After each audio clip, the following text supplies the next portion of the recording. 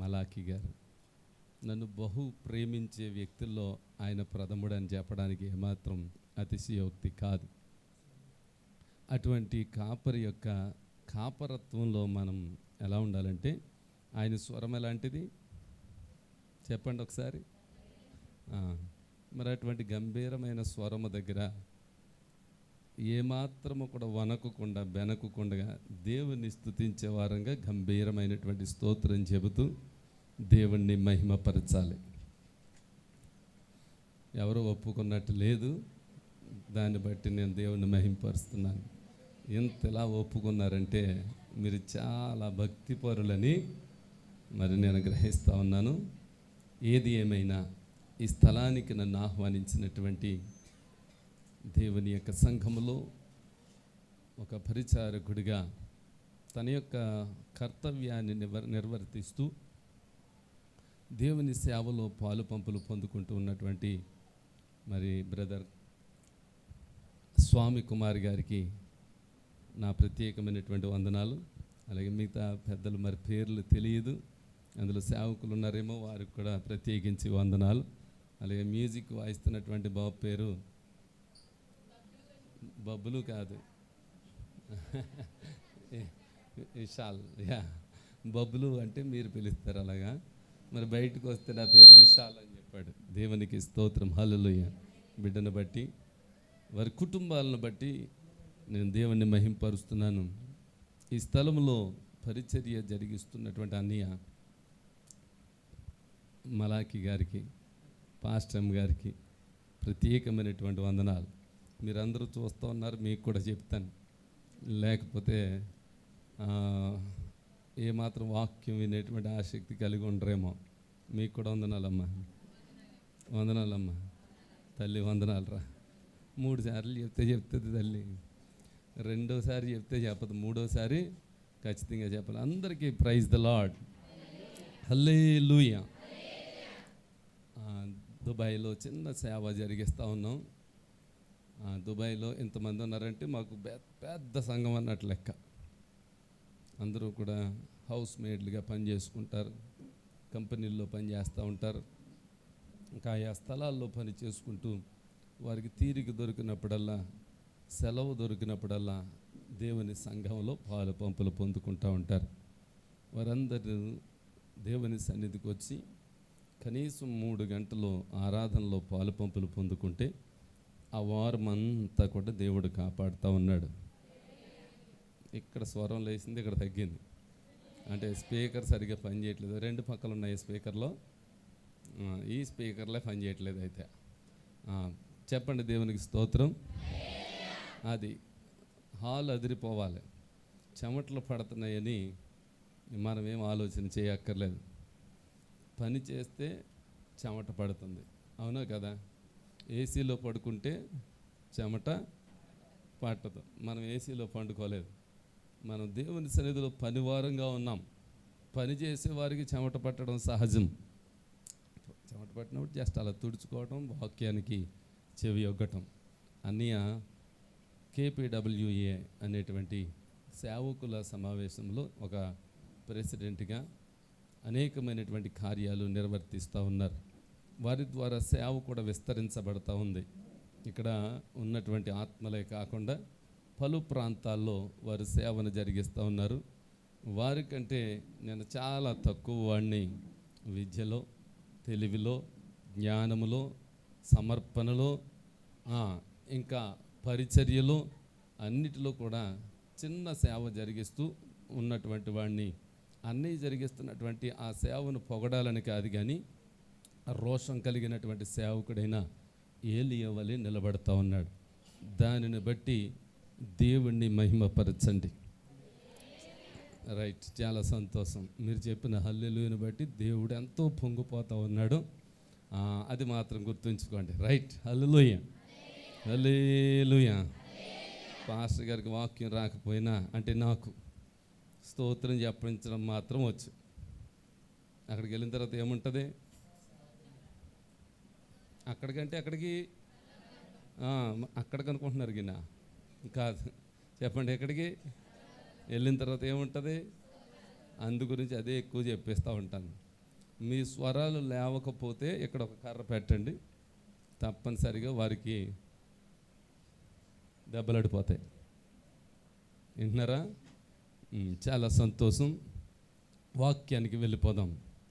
ఒకసారి మీ హృదయాలను సిద్ధపరుచుకున్నారు కదా, చక్కటి ఆరాధన జరిగించారు, బల్లలో పాలు అనేటువంటిది పొందుకున్నారు.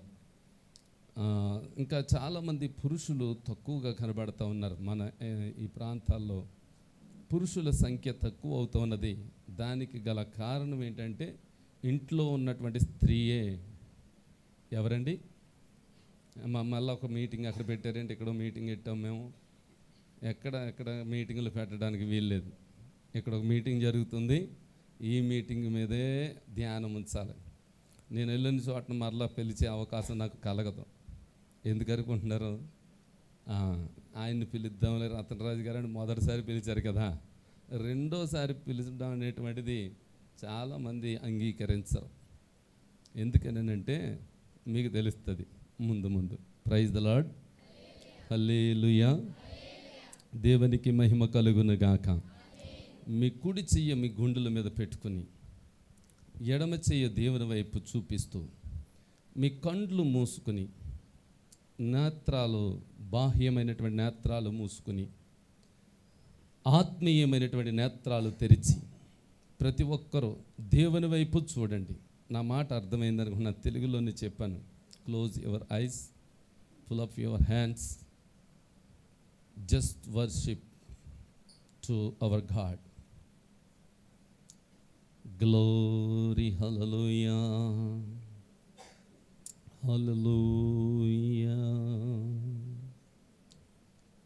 హల్లెలూయా. స్తోత్రం, స్తోత్రం, స్తోత్రం. నీవు పలికితే నాకు మేలయ్యా, నీవు పలికితే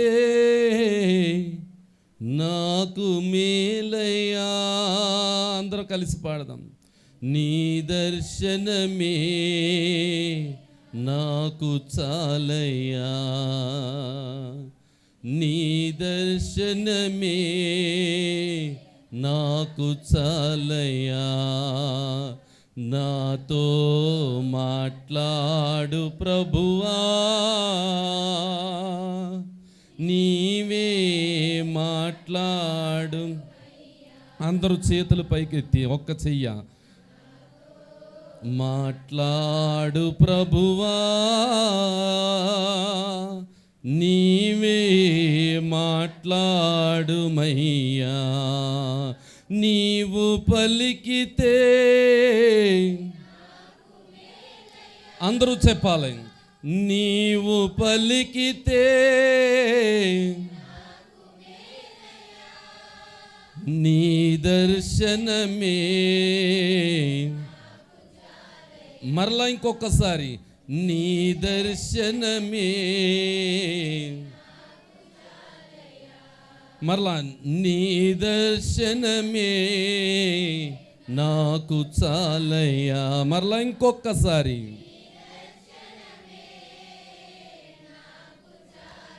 ఇంకొకసారి చెప్పండి. స్వరమెత్తి చెప్పాలా?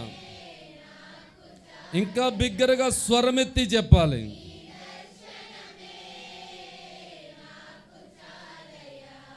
యేసు నామములో అడుగుచున్నాము తండ్రి, ఆమేన్. స్వరమెత్తి చెప్పాలి, ఆమేన్.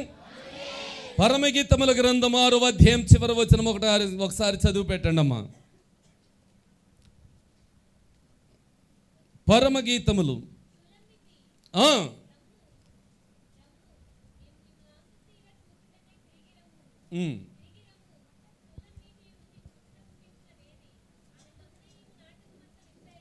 మరలా చివరి నుంచి ఎవరైనా పురుషుల్లో ఒకరు చదవండి. స్వరమెత్తి చదవాలా?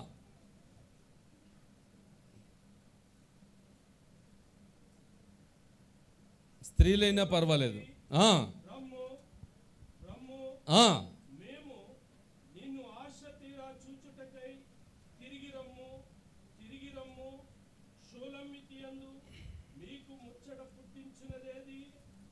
ఆమె మహనీయము నాటకమంతా వింతైనదా. దేవుడు ఈ వాక్యములో నుంచి మనతో మాట్లాడునుగాక. చెప్పాలి స్వరమెత్తి ఆమేన్. ఇక్కడ పరమగీతముల గ్రంథం అనబడినటువంటిది మనం చూసాం. నేను బైబిల్ తీయమన్నప్పుడు మాత్రమే తీయండి, ఇంక మరలా దాన్ని చూడవలసిన పని లేదు. బైబిల్లో లేనటువంటివి చెప్పేటువంటి ధైర్యం నాకు లేదు. అర్థమవుతుందా? బైబిల్ మూసేయండి, పర్వాలేదు. ఒక వాక్యం చదివారు, మరలా చెప్పినప్పుడు మాత్రమే తెరవండి. లేనిది చెప్పే ధైర్యం నాకు లేదు, ఉన్నది చెప్పడానికి వెనకాడను. దేవునికి స్తోత్రం, హల్లెలూయా. చెప్పాలి స్వరమెత్తి ఆమేన్. ఉన్నది చెప్పేటువంటి ఆ మనసు నాకున్నది, లేనిది చెప్పేటువంటి మనసు నాకు లేదు. కనుక సత్యము అని దేవుని వాక్యము సెలవిస్తుంది కనుక మనస్సును నిమగ్నము చేసుకుని దేవుని వైపు 2 నిమిషాలు మన మనస్సును పెట్టుకుని ఉంటే, మన హృదయము తెరవబడితే అక్కడ దేవుని యొక్క ప్రత్యక్షతను చూడగలుగుతావు. అంగీకారమైన వారు ఏమనాలి? ఎప్పుడు అంటారో? ఇంటికి వెళ్ళాక అంటారా? లేకపోతే ఇంటికి వెళ్ళాక అనండి, పర్వాలేదు. ఇక్కడ వాక్యం చెప్పిన వెంటనే స్వరం రావాలంతే. సిద్ధపడినటువంటి సంఘం మీరు ఏం చెప్పారు? పలుమార్లు నీ దర్శనమే అని చెప్పారు. మరి దర్శనం ఎప్పుడు చూస్తారు మీరు? ఎప్పుడు స్వరం అనేటువంటిది బయటకు వస్తే అప్పుడే మనం ఆయన దర్శనాన్ని చూడాలి. అన్నప్పుడు ఏమనాలా? మీకు ఒక మాట చూపిస్తాను ముందుగా. 47వ కీర్తనలో మొట్టమొదటి మాట చదవండి ఒకసారి. అంటే ఎంతమంది అండి? కొంతమందినా? పురుషులు మాత్రమేనా? స్త్రీలు మాత్రమేనా? యవ్వనస్తులు మాత్రమేనా? ఎవరు? అందరూ అన్నది వెనకాల నుంచి స్వరం రావట్లేదు. ఇంక ఈసారి ఊరుకునేది లేదు. ఇంకా నా గురించి తెలియదు మీకు. చెప్పాలి స్వరమెత్తి. అందరూ చూడండి ఏమంటున్నారండి? సర్వజనులారా చప్పట్లు కొట్టండి ఒకసారి. చాలు. రెండో మాట ఏమన్నారమ్మా? జయధ్వనులతో ఆర్భాటం దేవుని కొరకు చేయాలట. ఎవరి కొరకు? చేయండి ఒకసారి. చప్పట్లు కొట్టమంటే కొట్టారు. జయధ్వనులు ఎలా చేస్తాం? అది ఈ 2 కలిపి చేయమన్నాడా? ఒకటి చేయమన్నాడా? ఇప్పుడు చేయండి 2 కలిపి. ఇది క్రైస్తవుని యొక్క శాశ్వత సూత్రం. ఏంటది? క్రైస్తవుని యొక్క శాశ్వత సూత్రం ఏంటంటే, ఎప్పుడు దేవుణ్ణి మహిమపరిచినా, ఎప్పుడు దేవుణ్ణి ఘనపరిచినా మనము చప్పట్లు కొడుతూ దేవుణ్ణి ఆరాధన చేయాలి, స్తుతించాలి, ఘనపరచాలి. ఆమేన్, హల్లెలూయా. మళ్ళీ ఆగిపోయింది. ఓన్లీ హల్లెలూయా వచ్చింది, చప్పట్లు లేవు. దేవుని వాక్యమే మాత్రం కూడా నిరర్ధకము కాదు, అర్థవంతమైనటువంటిది. మనం చేయడానికి సిద్ధపడలేదు అంతే, మన హృదయాన్ని దగ్గర పెట్టుకోవట్లేదు అంతే. మనము చదివినటువంటి గ్రంథం ఏంటది? పరమ గీతములో. అంటే పరమ అంటే ఏంటి? పరమ అంటే పరలోకం, గీతము అంటే పాట. ఇది ఎక్కడి పాట? పరలోకము నుండి వచ్చినటువంటి పాట. అది ఎవరి కొరకైనటువంటి పాట అని అంటే, ప్రియుడైనటువంటి యేసయ్య కొరకు పాడినటువంటి పాట. హల్లెలూయా. అందులో ఉన్నటువంటి పాట ఇప్పుడు మీకు కొన్ని మాటలు చెప్తా ఉంటాను. ఆ మాటలు మీరు జ్ఞాపకం చేసుకోవాలి, బైబిల్ తిరిగే అక్కర్లేదు. సూలమ్మితి రమ్ము రమ్ము, నిన్ను ఆశ తీర నిన్ను చూడాలని అనిపిస్తూ ఉంది. అసలుకి సూలమ్మితి యందు ముచ్చట పుట్టించినది ఏది? ఆమె మహనీయము నాటకమంత వింతైనదా అన్నాడు. అక్కడ చాలా జాగ్రత్తగా గమనించాలి. ఏంటి? సూలమ్మితిని చూడాలంట, ఆశ తీర చూడాలంట. ఆశ తీర చూడటానికి రమ్ము రమ్ము, నిన్ను ఆశ తీర చూడాలని పిలుస్తూ ఉన్నారు. రమ్ము అంటే ఏంటి? మన భాషలో ఇంట్లోకి వెళ్ళి మీ భర్తల దగ్గరికి అనండి, ఈరోజు రమ్ము అన్నారనుకో, ఏమనుకుంటారు? ఇప్పుడైనా అది తాగేదో, నోటికి పూసుకునేదో, ఒంటికి రాసుకునేదో అనుకుంటారు. ఆ రమ్ము కాదు ఇది. రమ్ము అంటే రాని, రావాలి అని. ఇక్కడ ఎవరు పిలుస్తున్నారు? సూలమ్మితి అనేటువంటి సంఘం ఒకటి ఉంది. అది వధువు సంఘం, దేవుని కొరకు సిద్ధపడిన సంఘం. ఎవరి కొరకు? దేవుని కొరకు సిద్ధపడిన సంఘం. ఇక్కడ 3 పాత్రలు ఉంటాయి ఈ పరమగీతాల గ్రంథంలో. ఈ పరమ నుంచి వచ్చినటువంటి పాటల్లో 3 పోర్షన్స్, 3 పాత్రలు, 3 రకాలైనటువంటి విభాగాలు ఉంటాయి.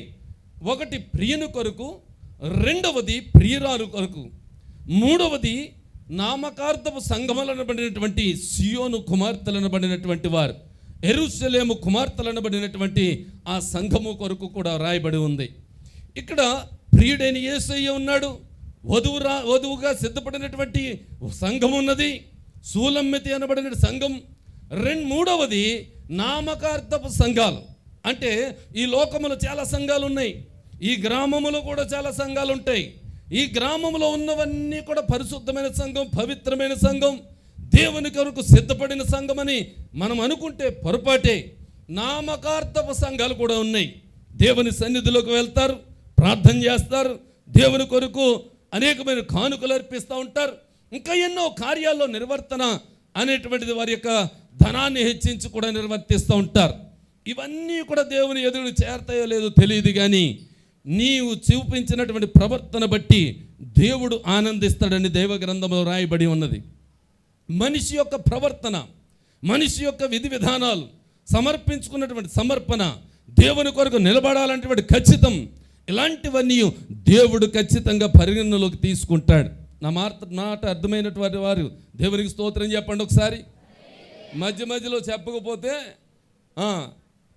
ఏమవుతుంది? దెబ్బలు పడతాయి. బాగానే గుర్తుంది పిల్లలకి. దేవునికి స్తోత్రం. హల్లెలూయా, హల్లెలూయా. చేతులెత్తి స్వరమెత్తి చక్కగా దేవుని ఆరాధించాలి. ఇక్కడ దేవుని సంఘములో ఉన్న మనము ఎలాంటి వ్యక్తులుగా ఉంటున్నాం అనేటువంటిది మొదటి ప్రశ్న. ఇక్కడ ప్రియుడు ఉన్నాడు, ప్రియురాలు ఉన్నది, నామకార్థ సంఘములు అనబడినటువంటి సియోను కుమార్తెలు కూడా ఉన్నారు. యేసయ్య రాకడ కొరకు సిద్ధపడిన సంఘం సూలమ్మితి సంఘం. యేసయ్య రాకడ కొరకు పవిత్రంగా పరిశుద్ధంగా ఉన్న సంఘం ఎత్తబడే సంఘం. ఈ సంఘమును చూసి నామకార్థపు సంఘముల వారు అంటున్నారు, ఏమన్నా తెలుసా? సూలమితి, రమ్ము రమ్ము, నిన్ను ఆశ తీరా చూడాలని మేము అనుకుంటా ఉన్నాం. అసలు ఆ సూలమితిలో ముచ్చట పుట్టించినది ఏది? అది మహనయీము నాటకం అంత వింతైనదా అన్నటువంటి మాటను మనం అక్కడ చూసాం. ఇంత ప్రేమగా, ఇంత భయభక్తులు కలిగినటువంటి వారిగా వీరు ఆశ తీరా చూడాలన్నటువంటి సంఘం ఏంటది? దేవుని కొరకు సిద్ధపడినటువంటి వధువు సంఘం, సూలమ్మితి సంఘం.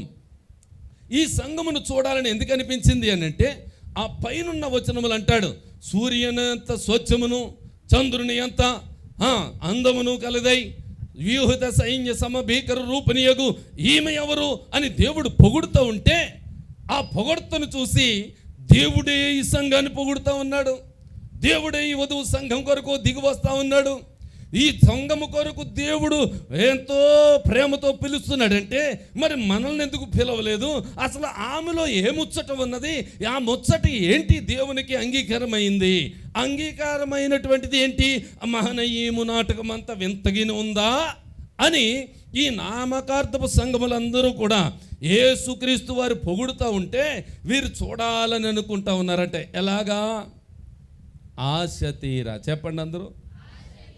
మీరు దేవుని ఎదుటికి ఎందుకు వచ్చారంటే ఆశ తీరా మనసారా దేవుని ఆరాధించడానికి వచ్చారు.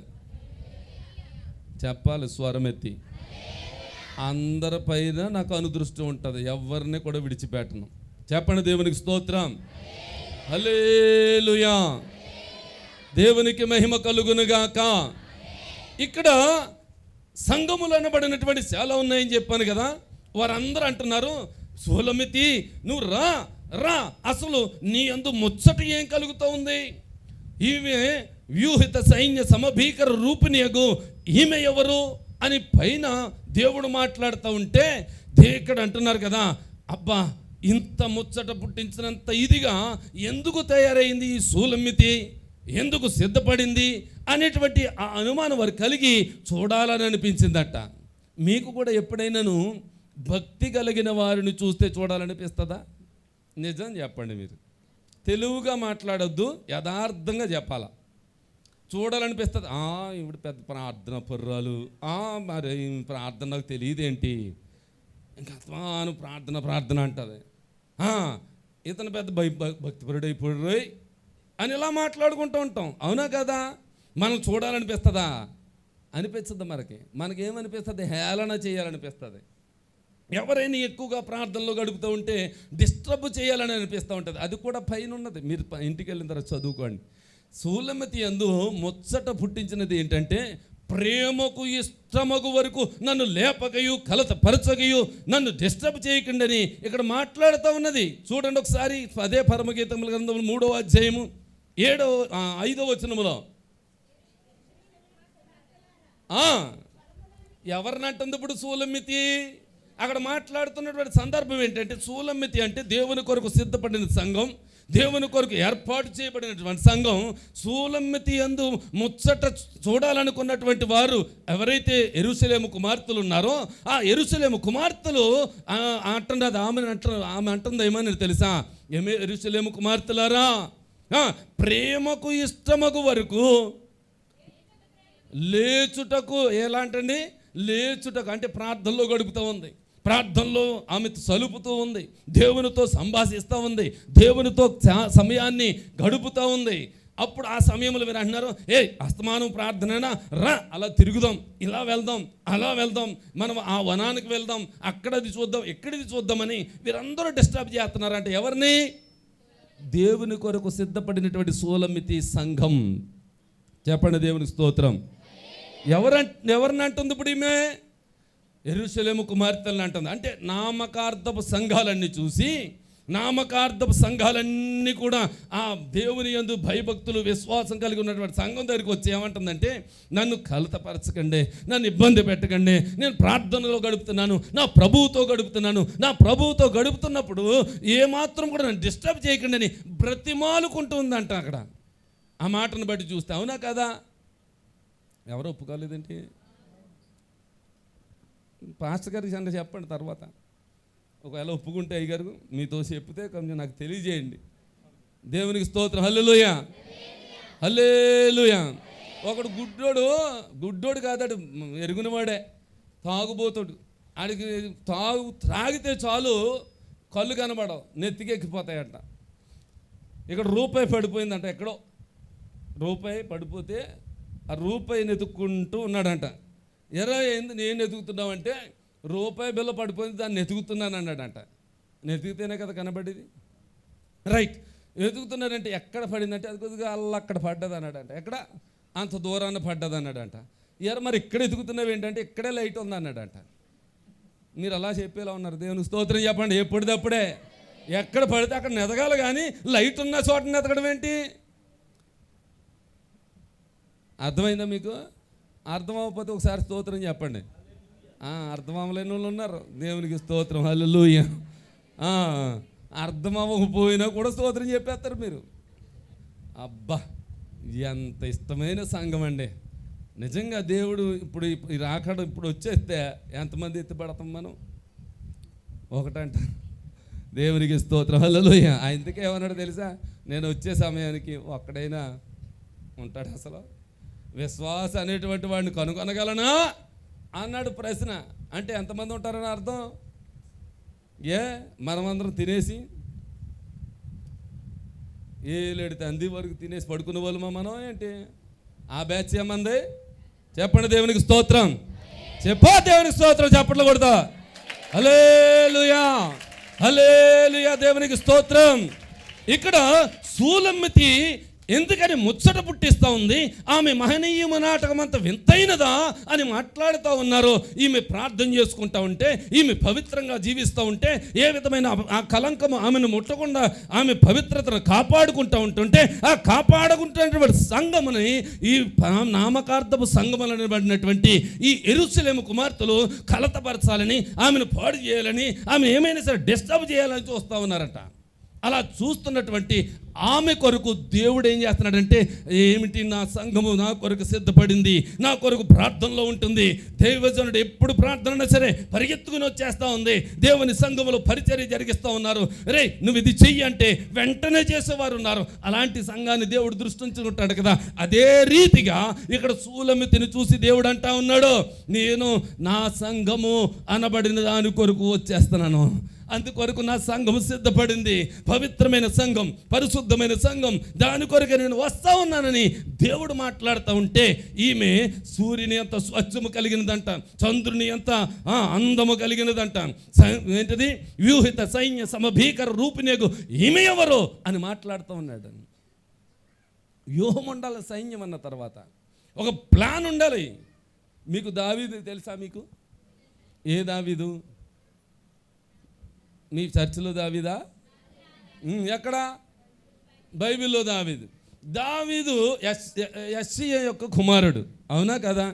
యెష్షయి కుమారుడైనటువంటి దావీదు అని రాయబడి ఉంటుంది. తండ్రి పేరు యెష్షయి. ఈ యెష్షయి కుమారుడు అయినటువంటి ఈ దావీదు ఎందుకని ఆయనకి ఇష్టడుగా మార్చబడ్డాడు? పొరపాటు చేశాడు తెలుసా మీకు? పొరపాటు చేశాడా? దావీదు చేయలేదా? ఇద్దరు ముగ్గురు మాట్లాడుతున్నారమ్మా. చేశాడండి, బాగానే ఉంది, కానీ పక్కన చూసి చెప్తున్నట్టున్నారు మీరు ఒకసారి పక్కన ఉన్న వారిని చూసి చెప్పండి, దేవుడు ఇష్టపడినటువంటి వాడు దావీదు అని చెప్పండి ఒకసారి. చెయ్యి పట్టుకొని. మీరు మామూలుగానే పట్టుకొని ఉన్నారులే అమ్మా, ఎక్కడ విడిపోరనుకుంటాను వెళ్ళాం. పట్టుకొని చెప్పండి అమ్మా. దావీదు చాలా ఇష్టపడ్డాడు, దావీదుని చాలా దేవుడు ఇష్టపడ్డాడు అని చెప్పండి.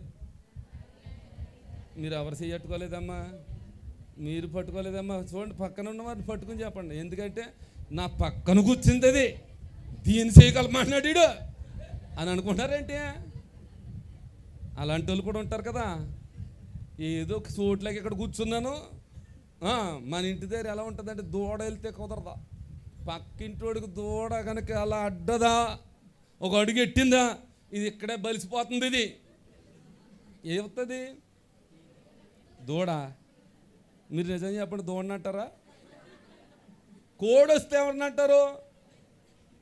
పోనీ కోడి వచ్చింది, పోనీ ఏదో 4 గింజలు తినిపోతుందేమో, అది ఏమన్నా అంతేనా? ఇంట్లోకి వెళ్ళి అన్నం తినేస్తుందా? లేదు కదా, ఏదో 4 గింజలు తిని వెళ్తుంది. అలాంటి దాన్ని చూసి ఏమంటాం? బలిసిపోతుంది. ఇది ఇక్కడే ఏడుతుంది. ఇది ఇలా రకరకాలుగా మాట్లాడుతూ ఉంటాం. కనుక చూడండి, ఒకరికొకరు ముందు ఏం కలిగి ఉండాలి? సమాధానం కలిగి ఉండాలి. అప్పుడు దేవునికి ఇష్టమైనటువంటి వారిగా మార్చబడతారు. హల్లెలూయా.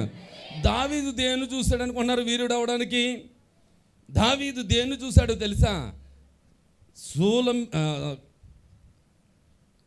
గొలియాతు అనబడినటువంటి ఆ సూర్యుడిని జయించడానికి వెళ్తా ఉన్నాడు, యుద్ధానికి వెళ్తా ఉన్నాడు. వాడేమంటున్నాడో తెలుసా? ఏంట్రా నువ్వు కర్రెట్టుకుని వస్తున్నాడు, నీ కుక్క పిల్లనా అన్నాడు. 6 మూరల జానడంటే అంటే ఇంచుమించు 9 అడుగుల పైనే. ఆ వ్యక్తి అయ్యగారు కూడా చాలా హైట్ ఉన్నారు, ఇంచుమించు 6 అడుగుల పైన ఉంటారు. దేవుడికి స్తోత్రం, హల్లెలూయా. అంతకన్నా హైట్ ఉంటాడు గొలియాతు. 9 అడుగుల పైనే ఉంటే అతను చూసి బాలులాగా ఎలా ఉన్న అతను అంటున్నాడు, రే నీ తల నరికి వేస్తాను అంటున్నాడు. ఏముంది చేతిలో?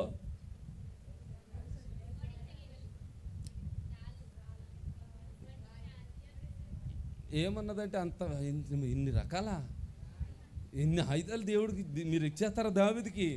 చెప్పండి, ఏమన్నది చేతిలో? ఏముంది? కర్ర, ఒక ఒడిసెల తాడు, నా 5 రాళ్ళు, గుండ్రని రాళ్ళు అన్నాడు. కత్తట్టుకుని నేను నరికెత్తను రా అంటే ఒక అర్థం ఉంది, అవునా కదండి? పోనీ తెగంది ఏదో కొంచెం బండబారిపోయింది అయినా పట్టుకుని నరికేస్తాను రా అంటే కొంచెం బాగుంది. చేతిలోనేమో ఒడిసెల తాడుందా, నిన్ను నరికేస్తానంటే ఎవడన్నా ఒప్పుకుంటాడండి? అసలు నరికేస్తాను అని చెప్పుతున్నాడంటే ఇతని చేతిలో కత్తి ఉండాలి కదా. కత్తి గొలియాతు చేతిలో ఉంది, ఇతని చేతిలోనేమో ఒడిసెల తాడు ఉంది. నువ్వు చూడవలసింది ఏంటో తెలుసా? శత్రువుని కాదు, శత్రువు చేతిలో ఉన్నటువంటి ఆయుధాన్ని చూడాలి. దేవునికి స్తోత్రం చెప్పండి, దేవుని స్తోత్రం చెప్పాలి. శత్రువు యొక్క చేతిలో ఉన్నటువంటి ఆయుధం ఏంటో తెలుసా? కత్తి. ఆ కత్తి మన చేతిలోకి రావాలి, ఆడి తల నరకాలి. ఆమేన్. దేవునికి స్తోత్రం చెప్పండి. దావీదు చేసింది అదే. మీరు అనుకున్నారు దావీదు దేవుడు సహాయం చేయడు బట్టి దేవుడు కొట్టి చంపేశాడు అనుకున్నారు మీరు. కత్తి చూస్తూ ఉన్నాడు అంతే. దేవుని కృప ఉంది, దేవుని యొక్క సపోర్ట్ ఉంది, దేవుని పరిశుద్ధాత్మ శక్తి అతని మీద కమ్ముకుని ఉంది. అయినా సరే ఇతని దృష్టి ఎక్కడుందో తెలుసా? గొలియాతు మీద లేదు. మనమైతే ఏమంటాం, అయ్యి బాబోయ్ ఇంత పెద్ద లావు ఇంత పొడవు ఉన్నాడంటే 10 మందిని చంపేస్తాడు రోయ్ అని పారిపోతాం మనం. ఒక సింహాన్ని చంపాడంట, ఒక ఎలుగుబంటిని చంపాడంట దావీదు. ఎలుగుబంటి ఇలా వస్తే ఎవరైనా ఉంటారు ఇక్కడ? పోన్లే, సింహం వస్తే మీరు అందరు ఇంట్లో ఉంటారు కదా, ఏం చేస్తారు మీరు? ఇవన్నీ వెళ్ళిపోతాయి. సింహం వచ్చిందిరా అన్నారంటే, పాలగుమ్ములో అడుగెట్టిందంట అని టౌన్కేసారంటే ఏమండి ఎవరైనా ఉంటారు ఇక్కడ? ఇప్పుడే మా అమ్మమ్మ ఇంటికి వెళ్ళాం, ఇప్పుడే హైదరాబాద్ బస్సు ఎక్కామండి, మళ్ళీ వచ్చేస్తామంటాం.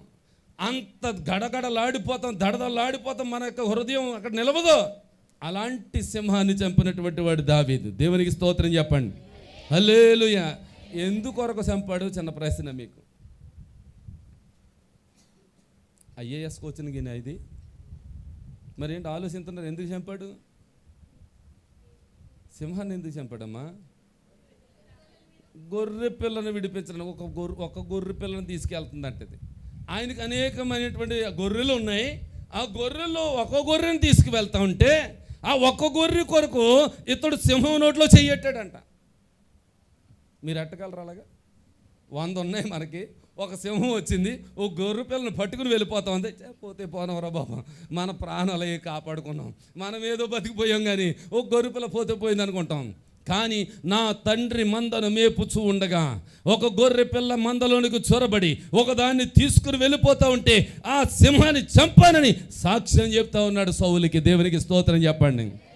అంటే అనేకమైనటువంటి గొర్రెలు కాయడానికి కాపరిగా ఆయన్ని పెడితే ఆ కాపరి ఒక్క గొర్రె కూడా తప్పిపోకూడదని ఆయన అహర్నిశలు మీ కొరకు శ్రమ పడుతూ ఉన్నాడు, మీ కొరకు శత్రువుతో పోరాడుతూ ఉన్నాడు, అహర్నిశలు ప్రార్థన చేస్తూ ఉన్నాడు, ఉపవాసాలు ఉంటూ ఉన్నాడు, దేవుని సంఘము కొరకు ప్రయాస, ఆయన యొక్క ధనము అంతే కూడా వ్యయం చేస్తూ ఉన్నాడు. మెల్లిగా చెప్పండి. దేవునికి స్తోత్రం. పర్వాలేదు, నేను ఒక అప్లికేషన్ పెడతాను, మీరు దాన్ని పాస్ చేసి అప్పుడు పెట్టాలి. దేవునికి స్తోత్రం. అది అలా అప్లికేషన్ పెడతాను నేను. మీరు అప్పుడు ఏం చేయాలంటే పాస్ చేయాలి, దాన్ని సంతకం పెట్టి ఇదిగోండి మీరు అప్లికేషన్ పెట్టారు కానీ అప్లికేషన్కి పాస్ చేసామని. దేవునికి స్తోత్రం. దావీదు ఎవరిని చూశాడంటే శత్రువు యొక్క ఆయుధాన్ని చూశాడు. దేవునికి స్తోత్రం చెప్పండి. మనమైతే ఎవరిని చూస్తాం? ఎవడైనా మనకి విరోధంగా ఉంటే ఆడనే చూస్తాం, ఆడనే గురిగా మాట్లాడుతూ ఉంటాం. అయ్యో వీడు సాధారణ బంధకంలో ఉన్నాడు, దయచేసి ఇతను విడిపించిన ఆయన, ఇతను ప్రేమగా మార్చు తండ్రి, ఇతను ఒక ఆశీర్వాదకరంగా ఉంచునైనా అని ప్రార్థన చేస్తామా? ఆడు కూలిపోతే బాగుండు, ఆడు పడిపోతే బాగుండు, ఆడు ఏదైనా యాక్సిడెంట్ అయిపోతే బాగుండు అని కోరుకునేటువంటి మనుషులు చాలామంది ఉన్నారు. అలాంటి వ్యక్తులు కదా మనం చూడవలసింది. వ్యక్తిలో ఉన్నటువంటి ఆ శత్రువు యొక్క ఆయుధం ఏదైతే ఉందో దాన్ని మన చేతులకు తీసుకుని ఆ శత్రువుని చంపాలి. ఆమేన్, హల్లెలూయా. ఎవరు కూడా మనకు విరోధులు కాదండి, విరోధి ఒక్కడే, మీ విరోధి అయిన అపవాది గర్జించు సింహం వలె ఎవరిని మృంగుదమా అని వచ్చేస్తున్నాడంట. సమయము కొంచెమే కనుక అతనికి తెలిసిందంట. ప్రకటన గ్రంథం 12:12 ఉంటుంది. సమయము కొంచెమే అని తెలిసిందంట. ఎవరికి? మరి మనకు తెలిసిందా? కాళ్ళు వెనక్కి ఎట్టండి అమ్మ. దైవజనుని ఎదరికి ఎప్పుడు కాళ్ళు ఎట్టుకోకూడదు మనం. అర్థమైందండి? కాళ్ళు మీకు లాగుతూ ఉంటే ఒక కుర్చీ అది అక్కడ ఖాళీ ఉంది, కూర్చోండి, పర్వాలేదు. దేవునికి స్తోత్రం. హల్లెలూయా, హల్లెలూయా. దైవజనుడు కాళ్ళు అలా చూపించకూడదు సంఘంలో. ఆమేన్, ఆమేన్. ఇక్కడ దావీదు అంత పౌరుషంగా, అంత దేవుని యందు విశ్వాసం కలిగి వీరుని మీద పోరాటానికి వెళ్తూ ఉంటే విజయాన్ని ఎందుకు తీసుకున్నాడంటే అపవాది తంత్రాలను పోగొట్టడానికి వచ్చాడు తప్ప అపవాదిని చంపడానికి, ఆ వ్యక్తిని చంపడానికి కాదు. అపవాది రూపంలో ఉన్నటువంటి ఆ వ్యక్తిని చంపాడు. దేవునికి స్తోత్రం. అందుకే దేవుడిని అతడు ఆరాధించాడు గనుక, మనసారా స్తుతించాడు గనుక దేవుని యొక్క సంఘములో మనము కూడా ఎలా ఉండాలంటే ఆయనకు యథార్థవంతులుగా ఉండాలి. హల్లెలూయా. దేవుడు సహాయం చేస్తాడా చేయడా అని మనకు డౌట్. మనకు ఆ డౌట్ను విడిచిపెడితే దేవుడు తప్పక సహాయం చేస్తాడంటే చేస్తాడంతే. ఆమేన్, హల్లెలూయా. చేస్తాడు అంటే చేస్తాడంతే. అడుగుడి మీకు ఇస్తాను అన్నాడా లేదా? మనుషులందరికీ ఆపదలు వస్తాయి. ఆపదలు వస్తాయా రావండి? పాస్టర్ గారికి వస్తాయా రావా? పాస్టర్ గారికి వస్తాయా? పాస్టర్ గారికి కూడా వస్తుంది. పాస్టర్ అమ్మ గారికి వస్తుందా రాదా? వస్తాయి. ఆపదలు అనేటువంటి అందరికీ వస్తాయి. మీకు ఎప్పుడైనా ఆపద వచ్చిందా? మీ తల్లిదండ్రికి కాస్తూ ఉంటారు భుజం, అక్కడ మీకెందుకు వస్తాయి చెప్పండి? తల్లిదండ్రి ఒరే బండి కావాలన్నట్లోకి బండి వచ్చేస్తుంది. అప్పుడు ఎంత అంటే 3 లక్షలు అంట. మొన్న ఎవడో కొన్నాడు, 3 లక్షల రూపాయలు బండి ఎట్టుకున్నాడంట. ఆడు 7 అంకి 8 అంకి 10 అంకులు కూడా వేసేస్తున్నాడంట. ఓ రోజు వేస్తాడు కరెంటు పోలుకో ఒక అంకి, అప్పుడు తెలుస్తుంది. అవునా కదా? మీరు ఏది అడిగితే అది వస్తా, లేదా ఇంట్లోంచి వెళ్ళిపోతాను. యవనస్తులు ఇదోటి మొదలయ్యారండి, వెళ్ళిపోతారంటే అర్జెంటుగా పంపేయండి మీ పిల్లల్ని. అర్థమైందా? మీరే ఇదిగో జత బట్టలు కూడా ఎట్టుకో బాబా అని ఇచ్చేయండి. అర్థమైందా? ఈ జత బట్టలు కూడా ఎట్టుకోరా, మళ్ళీ రాకనైనా వస్తే కనుక మరి ఊరుకోము అని ముందే పంపించేయండి. ఒక్కగానొక్క కొడుకండి, ఒక్కగానొక్క కూతురండి. నువ్వు బతిమాలతో ఉంటే నిన్ను బ్లాక్మెయిల్ చేస్తాడు రోజునంతే. ఎప్పుడైతే నీ కుమారుడు వెళ్ళిపోతానన్నాడో, ఎప్పుడైతే నీ కుమార్తె ఇంట్లోంచి వెళ్ళిపోతానన్నదో, అప్పుడు నువ్వు అతనికి దాసోహం అయిపోయినట్టే.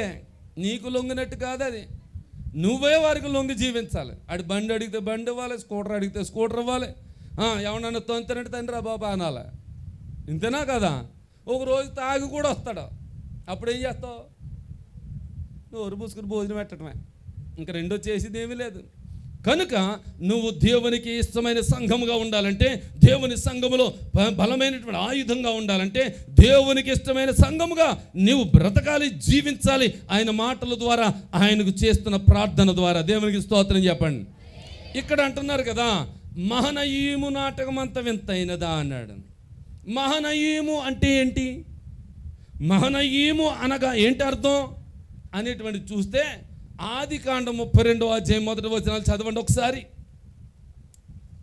ఆదికాండం ఎక్కడ ఉంటుందంటే సామెత గ్రంథం పక్కన కాదా?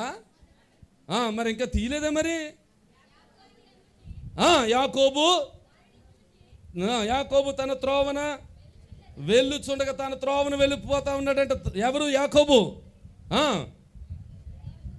దేవదూతలు అతనికి ఎదురుపడ్డారంట. ఎవరికి? వినాలి, చెప్పాలి చక్కగా సమాధానం అడిగినప్పుడు. మీరు చదివిందే కదా. యాకోబు తన త్రోవన ఎలా వెళ్ళిపోతా ఉన్నాడు. వెళ్ళిపోతా ఉంటే ఎవరు ఎదురుపడ్డారు? దేవదూతలు ఎదురొచ్చారు. ఇప్పుడు అక్కడ చూడండి, వారిని చూసి యాకోబు ఇలా అంటున్నాడు, ఏమని? ఇది దేవుని సేన అని చెప్పి ఆ చోటికి మహనయీము అని పేరు పెట్టాడు. దేవునికి స్తోత్రం చెప్పండి. హల్లెలూయా, హల్లెలూయా, హల్లెలూయా.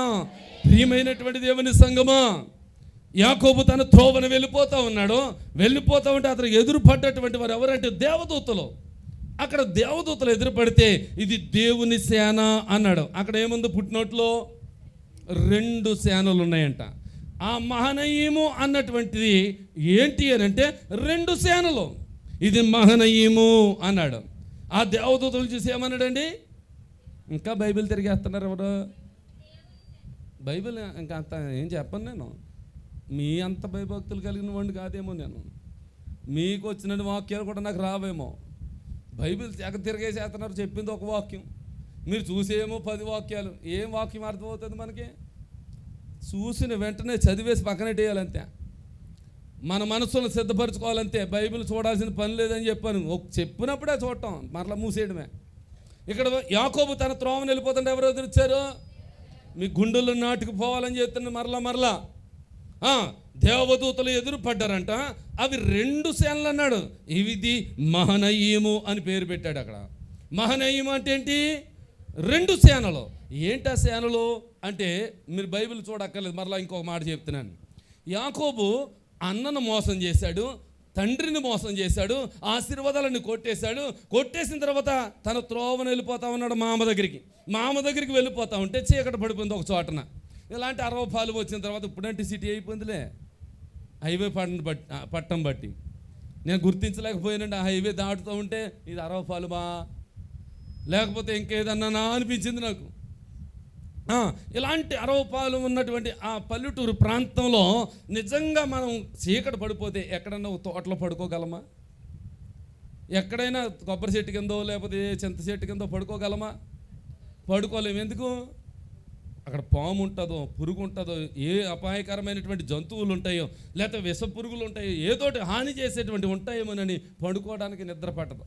కానీ బాబు గారంట, యాకోబు గారు హాయిగా నిద్రపోతున్నాడంట. ఏంటది? ఒక రాడును తలగడగా చేసుకుని. దేన్ని? మీకు తలదిండి సరిగ్గా లేకపోతేనే పడుకోరు మీరు. ఇది మెత్తగా లేదు, చాలా గట్టిగా ఉందంటారు మీరు. అలాంటిది రాడ్ ఎట్టుకుంటే కూడా పడుకుంటే నిద్రపోయాడు అంటండి. చూసారా ఎంత భయభక్తులు లేనటువంటి బిడ్డగా ఉన్నాడు ఇక్కడ. అరణ్య ప్రాంతం, అడవి ప్రాంతం, మృగములు తిరుగుతున్నాయో, లేదా అక్కడ పాములు తిరుగుతున్నాయో, పురుగులు తిరుగుతున్నాయో, విష సర్పాలు ఏదైనా హాని చేస్తాయేమో అన్నటువంటి భయం లేకుండా నిద్రపోతూ ఉంటే, గాఢ నిద్రపోతూ ఉంటే అక్కడ దేవుడు ఒక దర్శనాన్ని ఇచ్చాడు. ఏంటో తెలుసా? ఒక నిచ్చెన తల దగ్గర వేశాడంటండి. ఎక్కడి నుంచి వేశాడు?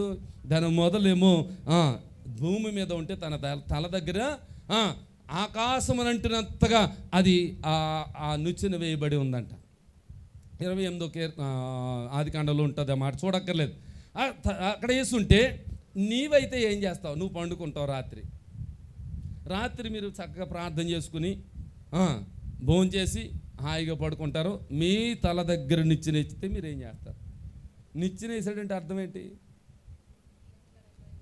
మీకు ఇక్కడ మెట్లు ఉన్నాయంటే అర్థం ఏంటి? పైకి ఎక్కరా అని. అవునా కదా?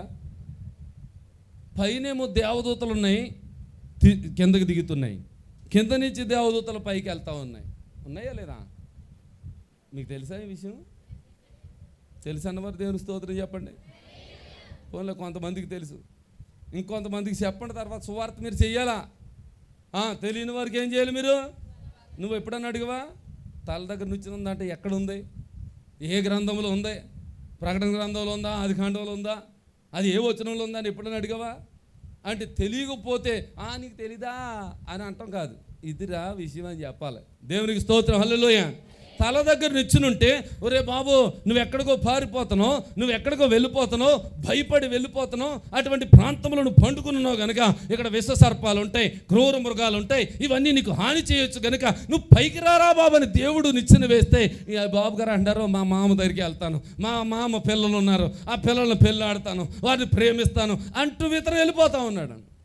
దేవదూతలు ఏం చేస్తూ ఉన్నారు? పైకి ఎక్కుతూ కిందకి దిగుతూ ఉన్నారంట.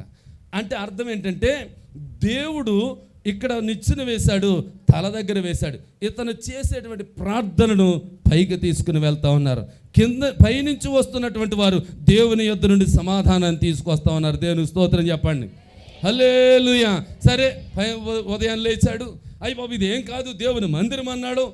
ఈ మందిరం మీద ఏదైనా శంకుస్థాపన చేయాలని ఒక రాడేమో శంకుస్థాపన చేసేసి, మీరు అంటారు కదా శంకు ఉండదు, స్థాపన ఉండదు. మనకి శంకుస్థాపన మూలరాడు అనం, మనం మూలరాడు వేస్తున్నామండి, పునాది రాడు వేస్తున్నామండి అంటమా? శంకు ఏంటది? శంకు ఉంటుంది అక్కడ. శంకు కాదు మీరు స్థాపించేది, అది ఎక్కడో అన్యాచారం కనుక అలాంటి మాటలు మనం ఉపయోగించకుండా అది మూలరాయి వేస్తున్నామని కానీ లేకపోతే పునాది వేస్తున్నామని కానీ మీరు మాట్లాడాలి. ఇక్కడ అలా నూనె బుడ్డోటి జేబులు పెట్టుకున్నాడు ఈయన. ఎక్కడ పడితే అక్కడ నూనె వేసి పేరెట్టేస్తున్నాడు యాకోబు గారు. ఇలాంటి అనుభవం ఉంది. వెళ్ళిపోయాడు అత్తవారింటికి. ఆ అమ్మాయి కనిపించింది, ఎదురైన తర్వాత ఏమన్నాడంటే, నువ్వెవరు అని అడుగుతులోకి మా మామ కూతురు అని తెలిసింది. వెంటనే కౌగిలించి ముద్దు పెట్టుకున్నాడంట. మీరు పెట్టుకోండి, పడిపోతాయి అంతే, ఏసి రక్తం వచ్చి ఎవరినైనా. అర్థమైందా? చూశాడు ఫస్ట్, ఆ తొలి చూపులోనే పడిపోయాడు అయ్యగారు. ఇప్పుడు దేవుని దర్శనం అన్నాడు, దేవుని మందిరం అన్నాడు, దేవుని యొక్క సాదృశ్యం అన్నాడు, ఇవన్నీ మర్చిపోయాడు. ఆ అమ్మాయిని చూశాడు, పడిపోయాడు. ఆ అమ్మాయిని చూతులో పడిపోతాడు ఎవడైనా. ఇలాంటి కార్యాలు యాకోబు కూడా చేశాడు. వెళ్ళాడు. ఎన్ని సంవత్సరాలు చేశాడు? 14 సంవత్సరాలు ఏం చేశాడు? ఊడిగం చేశాడు, పాలెరుతనం చేశాడు. 7 సంవత్సరాలు ఒక పిల్ల కొరకు, 7 సంవత్సరాలు మరో పిల్ల కొరకు. ఈ 7 సంవత్సరాలు చేసినప్పుడు ఎవరిని చేశాడండి? పెద్ద అమ్మాయిని చేశాడు. ప్రేమించింది అని దాచేసి, ప్రేమించిందేమో చిన్నదే, పెళ్లి చేసుకున్నదేం పెద్దదే. ఆ రోజు పెళ్ళైన తర్వాత తెల్లారితలోకి అన్ని కార్యక్రమాలు అయిపోయిన తర్వాత చూశాడు, బేరమన్నాడు. ఏంటి? చీర చూస్తే గుడ్డిది. అది కళ్ళు అంట నీళ్ళు వచ్చేస్తూ ఉంటాయంట. ఆ కళ్ళు జబ్బుది. ఆ జబ్బుదాన్ని చూసి ఏంట్రా మామ అంట్లోకి మాది అదేరా సాంప్రదాయం అన్నాడు. అంతే, పెద్దదానికి చేయకుండా చిన్నదాన్ని అలా చేస్తాం, చెయ్యి ఇంకోటి 7 సంవత్సరాలు అవసరమైతే ఆ పిల్లని కూడా ఇచ్చేస్తానన్నాడు. 14 సంవత్సరాలు ఊడుగుని చేశాడు. 14 సంవత్సరాలు ఏంటిది పాలేరుతనం చేశాడు. పాలేరుతనం చేయడానికి ఇతని కుటుంబం ఎలాంటిదండి? ఇతని తండ్రి ఎవరు? ఇతని తండ్రి ఇస్సాకు. ఇస్సాకు ఎంత గొప్పవాడు! అతను ఏం చేశాడంటే బీడు కొట్టేస్తున్నటువంటి భూమిలో విత్తనం వేసి 100 ఫలాలు పొందుకున్నాడంట. దేవునికి స్తోత్రం. బీడు కొడుతున్న భూమిలో నువ్వు విత్తనం వేస్తే మొలుస్తుందా? నువ్వు వేస్తే మళ్ళీ ఆయన కృప ఉంటే మొలిసిపోద్ది. నీ మీద ఆయన కృప ఉంటే మొలిసిపోద్ది. దేవునికి స్తోత్రం చెప్పండి. హల్లెలూయా. అబ్రాహామును చూసి ఏమన్నాడు తెలుసా? మోసేను చూసి ఏమన్నాడు తెలుసా? ఏయ్ వాళ్ళు వదిలేయ్, నేను రాళ్ళ చేత నీకు బిడ్డలు పుట్టించేస్తానన్నాడు ఆయన. వీళ్ళందరినీ చంపేస్తానంటే తప్పుకో అన్నాడు దేవుడు. రాళ్ల చేత ఏం పుట్టిస్తాడంటండి? నీకు సంతానం కలిగిస్తారు, వాళ్ళని సైన్యం అవుతారు. దేవునికి స్తోత్రం. హల్లెలూయా అన్నాడు. రాళ్ల చేత పిల్లలు పుట్టించేస్తా ఉన్నాడంటే బీడు భూములు అంటే నెర కొట్టేస్తున్నటువంటి భూములో, నీళ్లు లేనటువంటి ప్రాంతంలో, కరువు ఉన్నటువంటి ప్రాంతంలో విత్తనం వేస్తే 100 ఫలము తెచ్చినటువంటి వాడు ఇస్సాకు. దేవునికి స్తోత్రం చెప్పండి. అంత ధనవంతుడు. అతని తండ్రి లాంటి వాడు, అంతకన్నా ధనవంతుడు. దేవునికి స్తోత్రం చెప్పండి. పూటకి 318 మంది ఇంటికాడ ఇంట పుట్టి అలవర్చబడినటువంటి వారు, యుద్ధంలో వీరులైనటువంటి వారు పూటకు భోజనానికి ఎంతమంది అండి? 318 మంది. ఎక్కడైనా మీ ఊర్లో పోనీ మీరు తెలిసినంత వరకు 318 మంది పూటకు భోజనం పెట్టేవాడు ఉన్నాడా? 100 ఎకరాలు ఉన్నవాడు ఉన్నాడు, 200 ఎకరాలు ఉన్నవాడు ఉన్నాడు. అలాంటి వాడు ఎవడైనా సరే 636 మందికి రోజుకి భోజనం పెట్టేవాడు ఉన్నాడా? అంత గొప్ప ధనవంతుడు. ఇక్కడ చూడండి, అతను మనవడు ఏం చేస్తున్నాడంటే ఊడిగం చేస్తా ఉన్నాడు, పాలేరుతనం చేస్తా. ఇదే భాగవతం మంది. మన తండ్రి ఏమో ఎంతో జమీందారులా బ్రతుకుతూ ఉంటే మనమే వాడి దగ్గరికి వెళ్ళి ఒకటి ఇవ్వరా, ఏంటది కాయ, మీకు తెలియదులే, వాళ్ళకి తెలిసి వెనకాల ఉన్న వాళ్ళకి. దేవునికి స్తోత్రం చెప్పండి. నిన్ను అడుక్కుని ఒరే 10 రూపాయలు ఇరా, రేపు ఇస్తారులేరా అని మాట్లాడుకుంటూ ఉంటారు. ఈ బ్రతుకు శాశ్వతమైనటువంటిది కాదు. ఇక్కడ చూడండి, అంత ధనవంతుని కుమారుడైనటువంటి వాడు అంటే అబ్రాహాముకు మనవుడు అయినటువంటి వాడు ఇక్కడ పాలేరుతనం చేస్తున్నాడు. 20 సంవత్సరాలు చేశాడంట. 14 సంవత్సరాలు చేసిన తర్వాత మీరే మేము వెళ్ళిపోతాం మామా అని అంట్లోకి ఎక్కడికి వెళ్తా? ఊరిగా మేము ముసలోళ్ళు అయిపోయాం, ఇప్పుడు ఎవడు చూస్తాడు మమ్మల్ని, మా మందలను ఎవడు కాస్తాడు, ఇంకా జై అంట్లోకి 20 సంవత్సరాలు అయిపోయింది. 20 సంవత్సరాల్లో కంటికి నిద్ర లేదంటండి. ఉందండి? కంటికి నిద్ర లేదు. పగలు ఎండకిని, రాత్రి మంచుకుని తడిసితిని. నా జీతం పలుమార్లు మార్చిందంట. ఎందుకని మార్చాడు పలుమార్లు అంటే ఏమనుకుంటున్నారు మీరు? ఇంక్రీజ్ చేశాడు అనుకుంటున్నారా? డిస్క్రీడా? తగ్గించేశాడు. ఏ మందలో గొర్రె పిల్లని ఎత్తుకుపోయినా సరే ఇటు కట్టాలంట. అలాంటి కంపెనీలు మీరు చేస్తారా? 10 మార్లు మీ జీతం తగ్గితే అలాంటి కంపెనీలు చేస్తారా మీరు? ఉద్యోగం ఏంటమ్మా బైబిల్ తిరిగేస్తున్నారా? ఎందుకు? నా మాటలేనండి, కొన్ని మాటలు మనసుకు ఎక్కుతాయి. దేవునికి స్తోత్రం.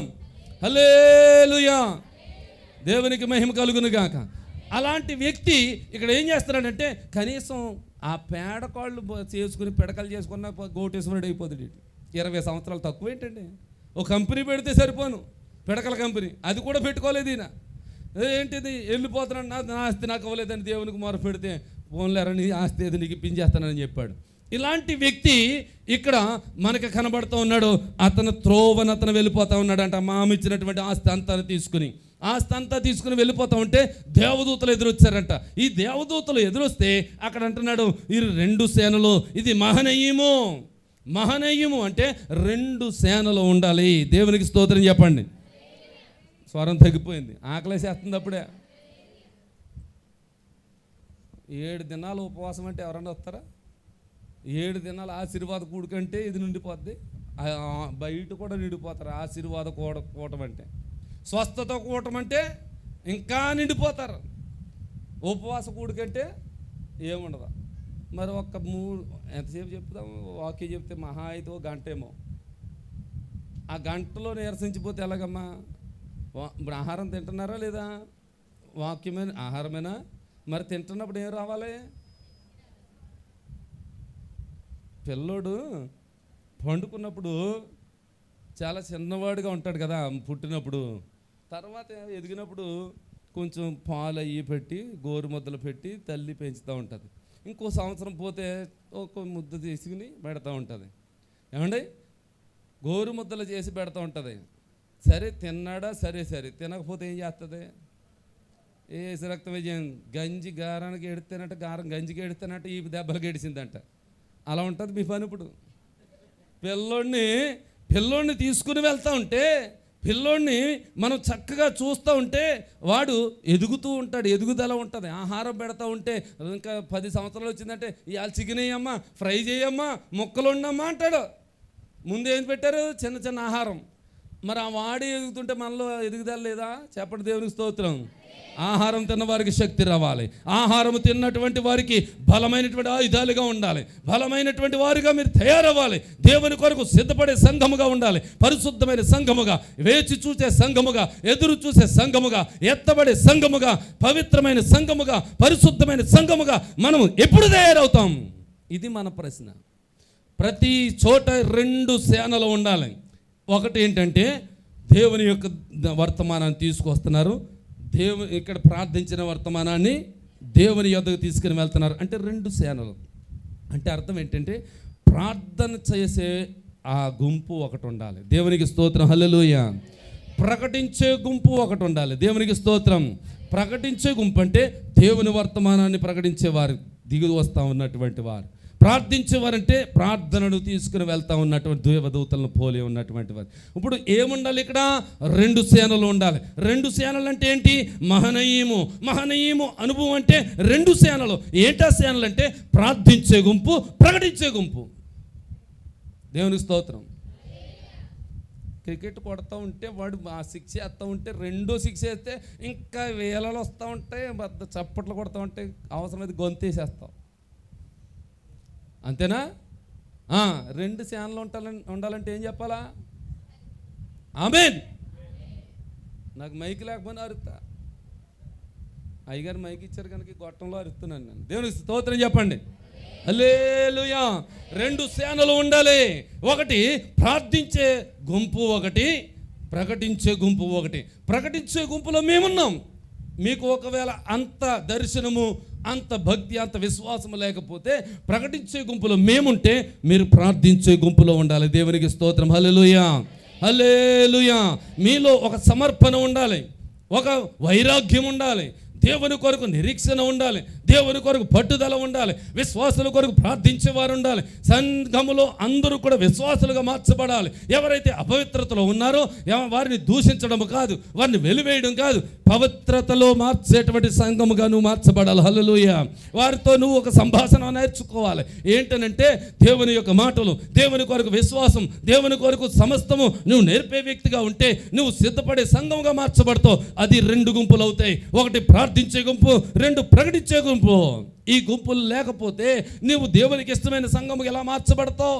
దేవుని సంఘము అని ఎలా పిలువబడతావు? నిన్ను చూడాలని ఇతర సంఘాల వాళ్ళు ఎలా అనుకుంటారు అంటే, నిన్ను చూసి చూడాలని అనుకోవటం లేదంటే, నీ భక్తి వారికి భక్తిగా కనబట్టలేదంటే నీలో ఇంకా లోపం ఉన్నట్టే, నీలో ఇంకా అవిశ్వాసత ఉన్నట్టే, నీలో ఇంకను ఏదో దాగి ఉన్నదనే అర్థాన్ని తెలియజేస్తూ ఉంది.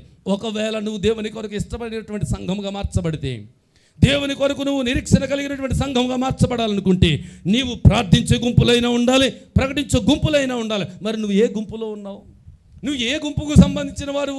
ఏ గ్రూపుకు సంబంధించిన వారు అంటే, మేము ఫలానా వారి గ్రూపుకు సంబంధించిన వారు. నువ్వు బాగా నెట్టుకుంటావు పేరు ఒకటి, బోర్డు. మా గ్రూపు ఇది. కుక్క, నక్క, నల్లి, పిల్లి, ఇవే మన పేర్లు. ఏంటండి అయ్యే కదా మన గ్రూపులు. ఎక్కడికి వెళ్ళారా? ఏనుగు పల్లెలు పేటకండి. ఇంకొకటి ఎక్కడికి వెళ్ళాం? కుక్కలోళ్ళు పేటకండి. ఏంటి కుక్క నక్కనో? మీకు అర్థమవుతుందా?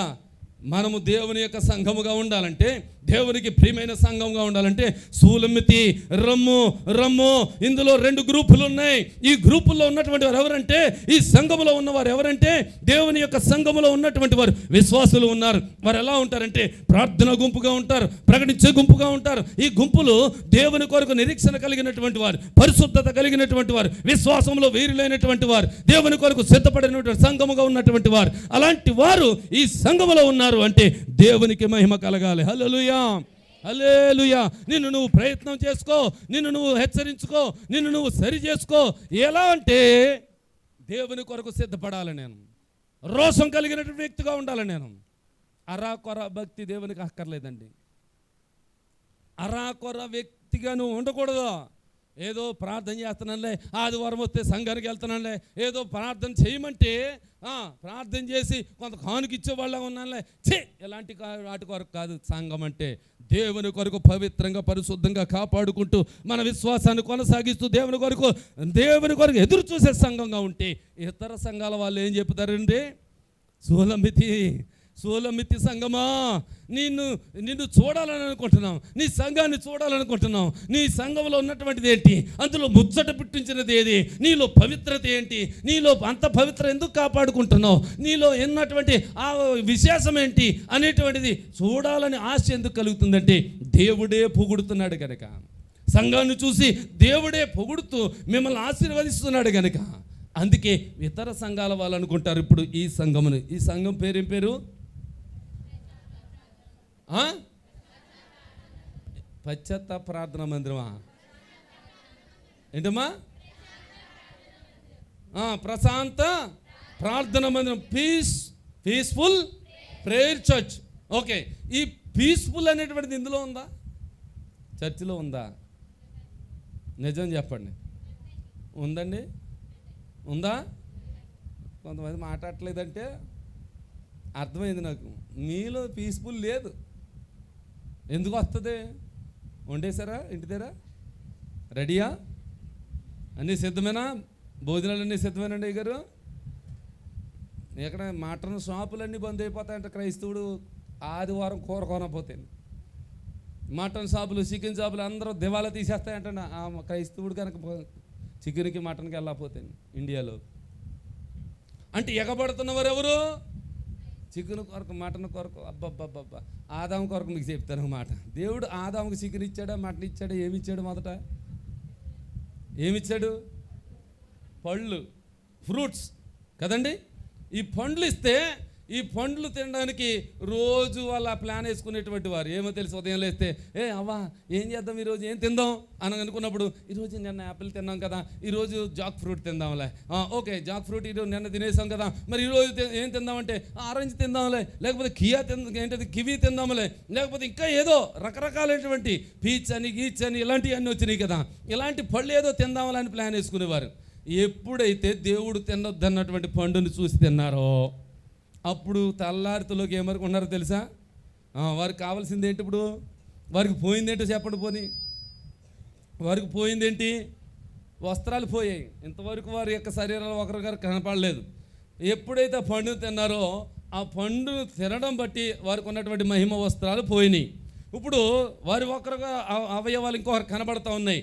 అందుకొరకు వారి దిగంబరులమని ఎరిగి వారంట అంజూరపు ఆకులు తీసుకుని కచ్చడాలుగా కుట్టుకున్నారంట. ఎప్పుడైనా వారికి తెలుసా? జ్ఞానం ఉంది అసలు కుట్టుకోవాలి ఇవి అని. సరే ఏదో కుట్టుకున్నారో ఆ కట్టుకుని చెట్టు చాటు నుంచి ఉన్నారంట. ప్రభు వచ్చేసాడు, ఏసయ్య వచ్చి అంటున్నాడు, రే ఆదామ ఎక్కడున్నావు అని రోజులో పిలిస్తే, మేము దిగంబరులుగా ఉన్నాం కనుక మేము ఆ పండు తిన్నామని చెప్పట్లేదు. ఏమన్నాడంటే మేము దాక్కుని ఉన్నాం చెట్టు చాటున్నాడు. ఏరా నేను తినొద్దన్న పండు తినేసావా అంటే, ఇదిగో నువ్వు నాకు ఇచ్చావు కదా ఈమె. మీరు అంతా వెంటనే తోసేస్తారు కదా పక్కన ఉన్న వాళ్ళకి, అలాగే తోసేస్తున్నాడు అంతే. ఈమె నువ్వు ఇచ్చావు కదా నా కొరకు, ఈమె ఇవ్వడం బట్టే నేను తినేసాను అంటున్నాడు. సరేలే, నిన్ను తిన్నమన్నవాడు ఎవడు అని అన్నప్పుడు వీళ్ళ కట్టుకుని ఉన్న వస్త్రాలు ఏంటండి? అంజూరపు ఆకులు. అంజూరపు ఆకులు ఒకవేళ కట్టుకున్నాం అనుకోండి, ఎంతసేపు ఉంటాయి? 4 రోజులు ఉంటాయా? ఎంతసేపు ఉంటాయి? ఒక గంట సేపు ఉంటుందేమో. తర్వాత ఎండిపోతే ఏసు రక్త విజయం. గాలి వేస్తే ఏసు రక్త విజయం.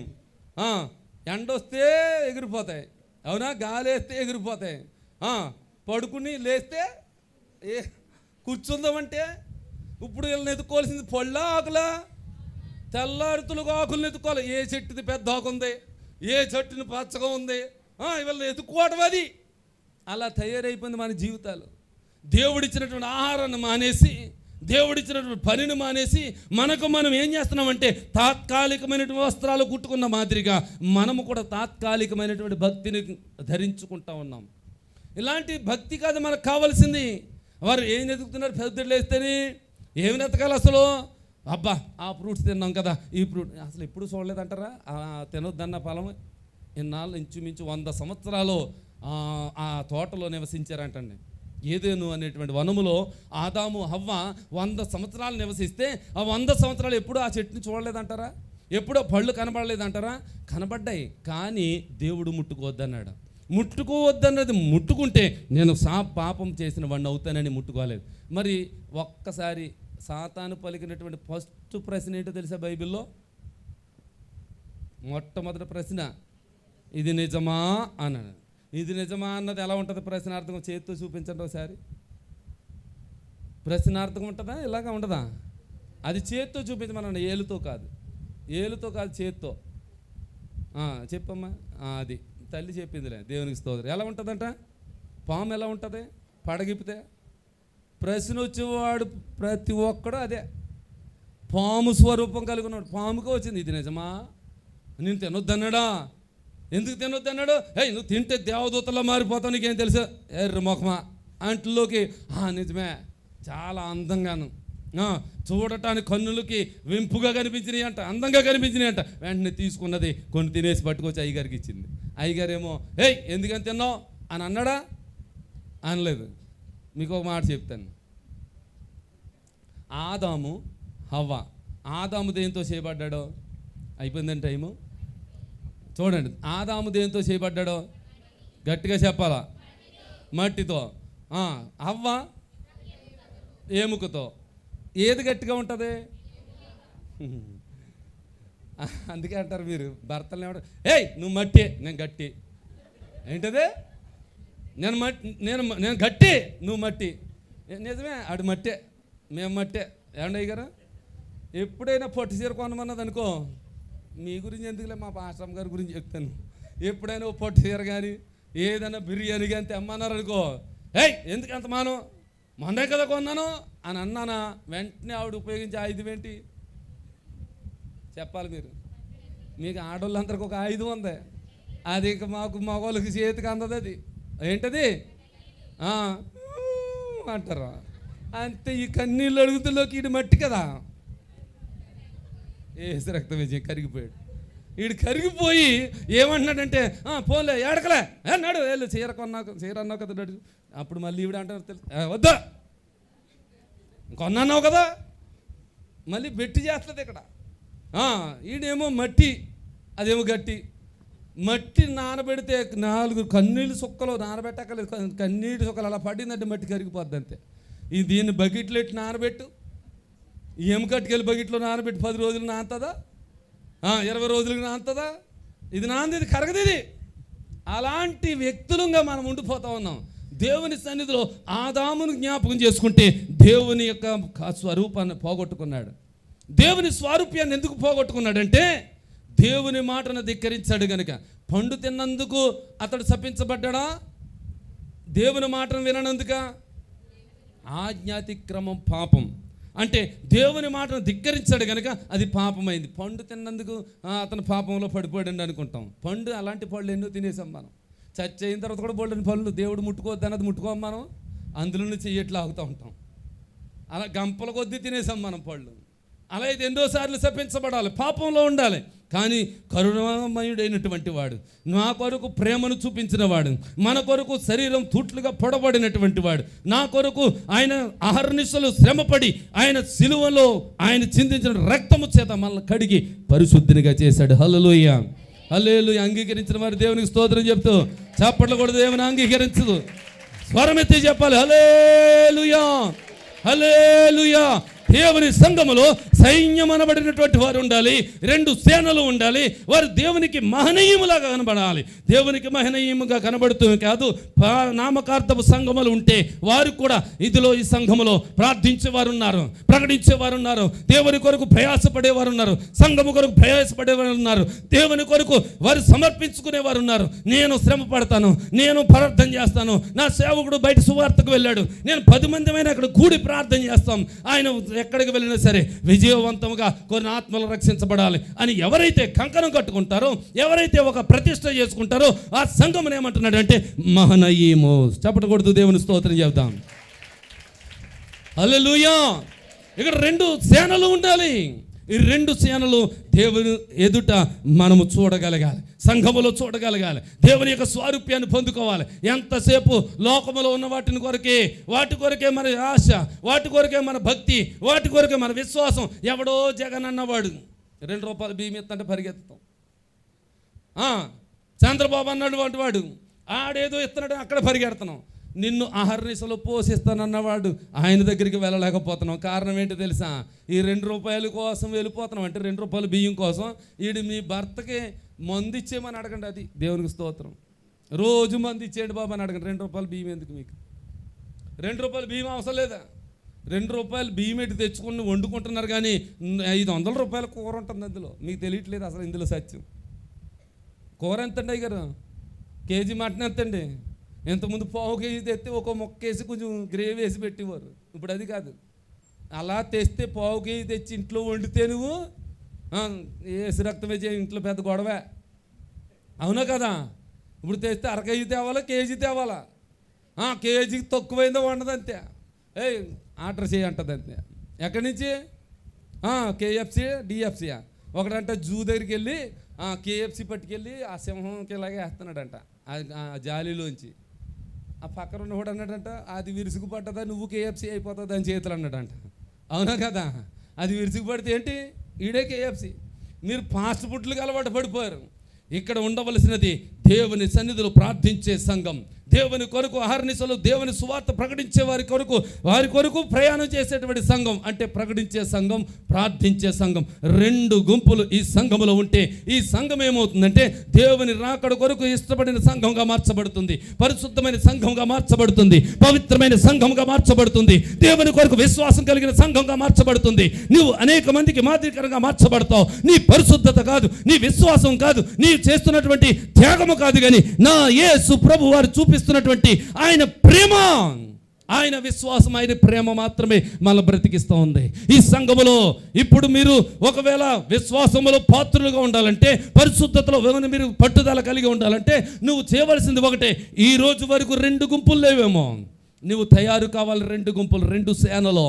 ఈ 2 సేనలు అంటే నువ్వు ప్రార్థించే సంఘములో కానీ ప్రకటించే సంఘములో కానీ నువ్వు ఉండాలి. ఇప్పుడు అలా అన్నారు కాబట్టి ఇప్పుడు ఏం చేద్దాం? 2 భాగాలు చేసేద్దామా? 2 భాగాలు చేసేసి దీన్ని విడదీసేద్దామా? శరీరం అంటే దేవుని యొక్క, మన యొక్క శరీరము దేవుని సంఘం అన్నాడు. ఈ సంఘాన్ని 2 భాగాలు చేస్తే దేవుడిని ఏం చేసినట్టు? చీల్చివేసినట్టే, దేహాన్ని చీల్చివేసినట్టే. ఆనాడు ఆ హెబ్రీలు ఆ రోమన్స్ ఆయనను చీల్చివేస్తే ఈరోజు మనం ఏం చేస్తున్నామంటే అయిష్టమైన కార్యముల ద్వారా దేవునికి రోజు ఆయాసం పుట్టిస్తూ ఉన్నాం. కనుక మనం ఎలా ఉండాలంటే, అమ్మా అయ్యా మనం యవ్వనస్తులం, మనకు పరీక్షలు దగ్గర పడతా ఉన్నాయి, ఒక 10 మందిగా కూడి ప్రార్థన చేద్దామని తల్లిదండ్రులు కానీ లేకపోతే అన్నదమ్ములు కానీ ఎవరైనా సరే ప్రార్థించేవారు ఉన్నారా? ఇంతవరకు లేకపోతే దయచేసి ఈ రోజు నుంచి మీరు మొదలు పెట్టండి.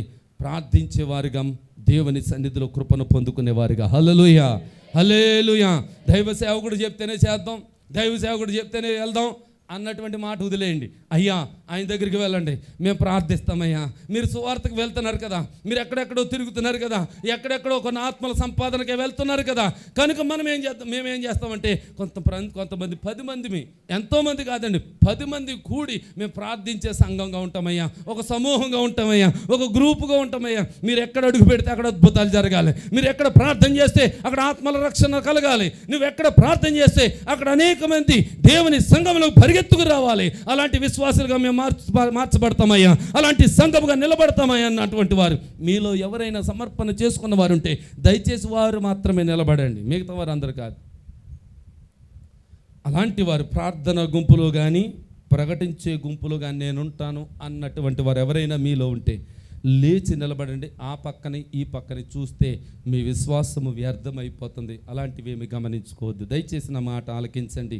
మీలో ఎవరైనా, మరలా చెప్తాను మూడోసారి, మీలో ఎవరైనా నేను ప్రార్థించే గుంపులో ఉంటాను, సంఘము దేవుని యొక్క సంఘము, దేవుని శరీరము, ఈ సంఘములో నేను ఒక పాత్రగా ఉంటాను, ప్రార్థించే గుంపులో ఉంటాను, దైవ సేవకుడు దైవ సేవకురాలు ఎక్కడికైనా సువార్త సేవ నిమిత్తమే వెళ్తూ ఉంటే నేను కూడా సహకారులుగా వెళ్ళి ప్రకటించే వ్యక్తుల్లో పాలు పంపులు పొందుకుంటాను అన్నటువంటి వారి కానీ ఎవరైనా మీలో ఉంటే దయచేసి లేచి నిలబడండి. మీ నిమిత్తమే ప్రార్థన చేస్తాం. దేవుని సన్నిధిలో చక్కటి యోధులుగా తయారవుతారు. ఎవరిని చూడొద్దండి, మనం ఎవరిని చూడొద్దు. ప్రార్థించడానికి ముందంజలో నేను ఉంటాను, ప్రకటించడానికి నేను సహకారిగా ఉంటాను అన్నటువంటి వారు దయచేసి. ఒక సహోదరి మాత్రం లేచింది, చిన్న బిడ్డ అండి. ఆ చిన్న బిడ్డను చూసైనా సరే మనం పౌరుషం తెచ్చుకోవాలా. ఇన్నాళ్ళు నేను దేవుని సంఘానికి వస్తున్నాను, అందులో నేను ప్రకటించే గుంపులోనూ లేను, ప్రార్థించే గుంపులోనూ లేదు. ఇలాంటి గుంపులో నేను లేకపోతే నా జీవితం వ్యర్థం కదా. ఎన్ని వాక్యాలు విన్నా, నా జీవితానికి సరిపడినటువంటి వాక్యాలు విన్నా నేను దేవునికి సమర్పణలో రాలేకపోతున్నానని అని ఒక ఆత్మ విమర్శ మనకు కలిగి ఉంటే దయచేసి లేచి నిలబడండి అమ్మా. బలవంతం లేదండి, ఇందులో ఎవరిని చూడక్కర్లేదండి. మనం పాస్టర్ గారికో లేకపోతే వస్తున్నటువంటి పెద్దలకో లేకపోతే పాస్టర్ అమ్మ గారికో మన సహాయకులుగా ఉండాలని కాదు నేను అనేది.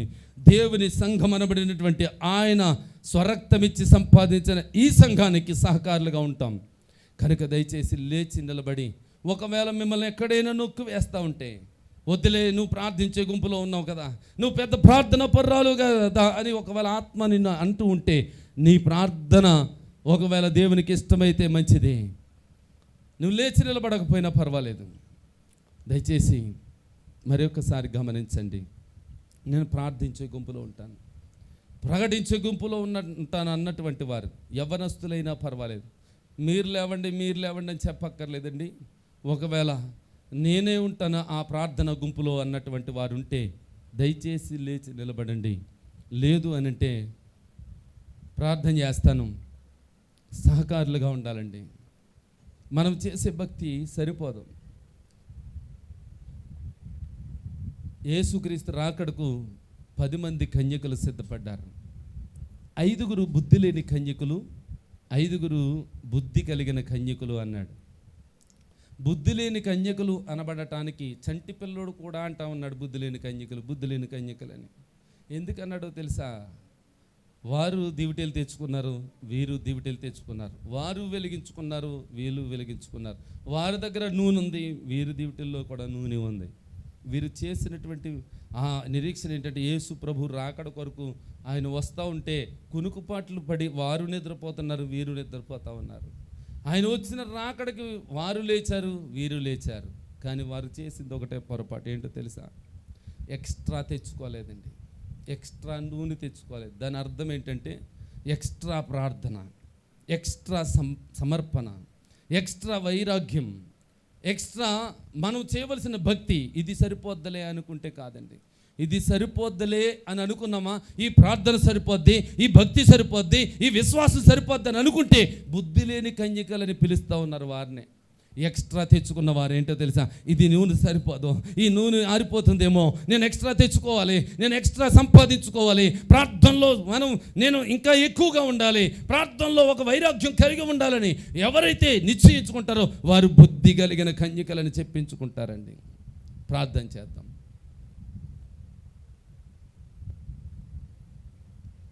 పరిశుద్ధుడైన పరమ తండ్రి, మహోన్నతుడా, మీకు స్తోత్రాలునైనా. నీ కృప మమ్మల్ని ఆవరించింది, మీ కృప ఈ సంఘం పైన ఉన్నది నాయనా. తండ్రి, చక్కటి యోధులుగా మీరు కట్టారు. నీ దాసుడికి ఇచ్చినటువంటి ఈ సంఘమును బట్టి మీకు వందనాలు. ఇందులో 2 గుంపులు నిలబడాలి నాయనా. ఒకటి ప్రార్థించే సంఘముగా, రెండవది ప్రకటించే సంఘముగా. 2 సంఘములు కలిగినటువంటి సంఘము పరిశుద్ధ సంఘం అటువంటిది యాకోబు బయటకు వెళ్తుంటే దేవదూతలు ఎదురు వచ్చినట్టుగా మనము ఒకవేళ ఎక్కడైనా ప్రయాణం చేస్తూ ఉంటే ఆ యొక్క సైన్యం మనకు ఎదురుపడాలి. ఎదురుపడినటువంటి వారు దేవుని కృపలో ఆశీర్వదించారు, దీవించారు, అనేకమైన నూతనమైన కార్యాలు వారి ద్వారా జరిగించారు. అలాంటి కార్యాలు ఈ సంఘములో జరగాలి ప్రభు. అలాంటి కార్యములు ఈ బిడ్డల్లో జరగాలి నాయనా. ఇది సరిపోద్దలే అని అనుకుంటే భక్తి కాదు, ఇది సరిపోద్దలే అని అనుకుంటే ఇది విశ్వాసము కాదు, ఇది సరిపోద్దలే, ఈ వైరాగ్యం సరిపోద్ది, ఈ యొక్క సమర్పణ సరిపోద్దని అనుకుంటే భక్తి కాదు. అందుకే ఎక్స్ట్రా సంపాదించుకోవాలన్నారు. అటువంటి బిడ్డగా నాయన నీ సన్నిధిలో ఒక బిడ్డ లేచి నిలబడింది. దయచేసి బిడ్డ పైన నూతన అభిషేకం ఉంచండి, నూతన కాపుదలనివ్వండి. యవ్వన కాలంలో నాయన ముందుండి మీరు నడిపించండి నాయన, ముందును వెనకను మీరు ఆవరించండి ప్రభా.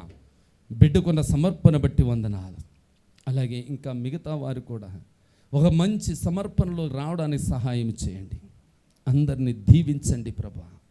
అందరూ లేచి నిలబడదాం. యేసు నామములో అడుగుచున్నాము తండ్రి, ఆమేన్. అందరూ లేచి నిలబడదాం. గ్లోరీ హల్లెలూయా.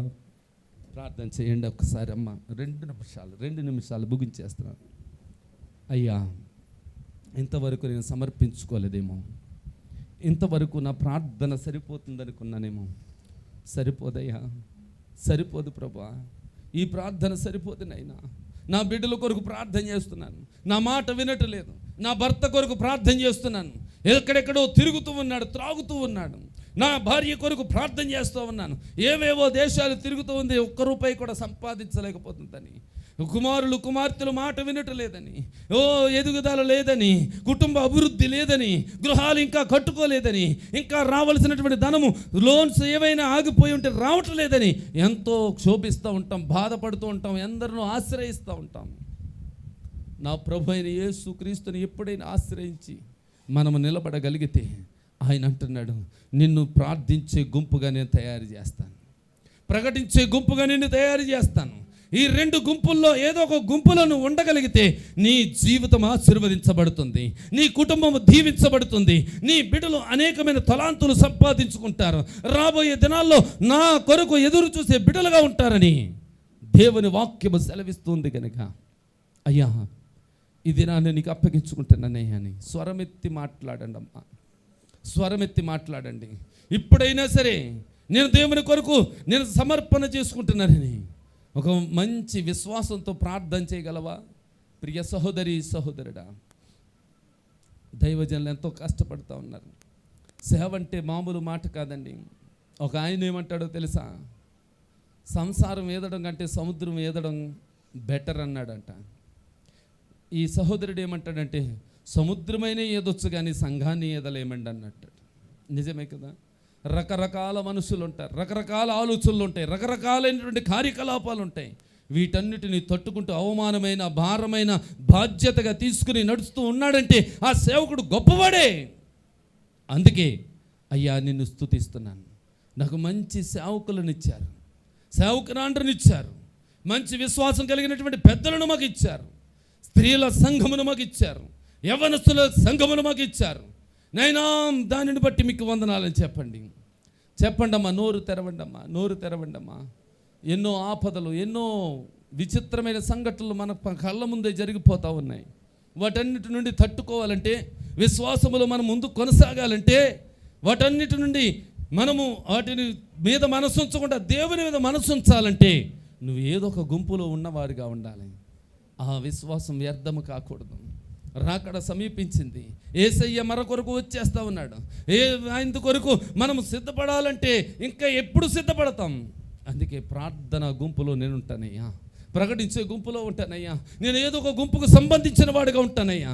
నా విశ్వాసం వ్యర్థము కాకూడదు, నా నిరీక్షణ వ్యర్థము కాకూడదు, నా పరిచర్య వ్యర్థము కాకూడదు, నేను చేస్తున్న భక్తి వ్యర్థము కాకూడదు, నేను చూపిస్తున్నటువంటి ప్రతి కానుక వ్యర్థము కాకూడదు.